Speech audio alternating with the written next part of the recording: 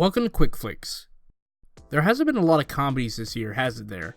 Like, yeah, we had Stuber, which in and of itself is a joke, and Longshot, but there hasn't been a lot of great comedies this year.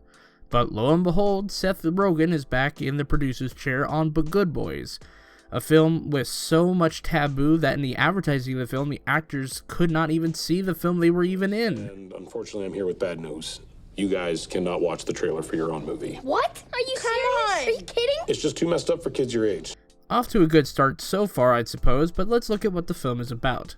The film follows the Beanbag Buddies, a trio of preteen kids who get into some trouble and end up going on an adventure with hijinks abound, while also confronting their own personal problems.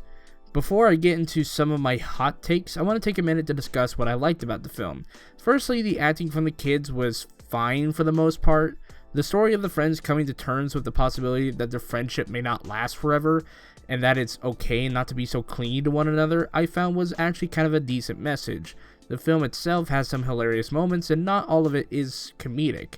It does still remember that it is a movie with characters and themes, and it gives us moments in the film where it felt kinda heartfelt. But if it's one thing I have a hot take with, it's that this film feels like it has a huge case of deja vu. See, back in the early 2000s, there was a film called Superbad, which pretty much had the same meaning. A group of friends, but in Superbad it's set in high school, while getting into a lot of trouble, eventually comes to terms that their friendship isn't for long as everyone goes through separate waves, possibly off to college, possibly off into different directions. You can kind of see where I'm coming from with this whole portion.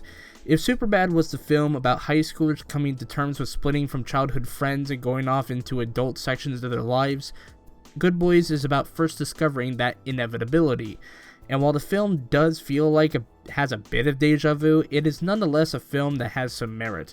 It is a film that has some laughs and it even has a fun-sized heart.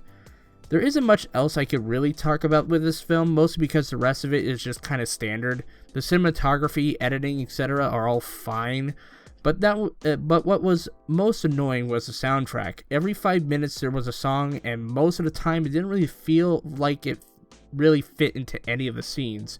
They just threw some guy's playlist in the editing bay and said, "Yeah, that'll do." There was only one or two times where the songs made sense, but the rest of the time they were there because the songs were popular of the time.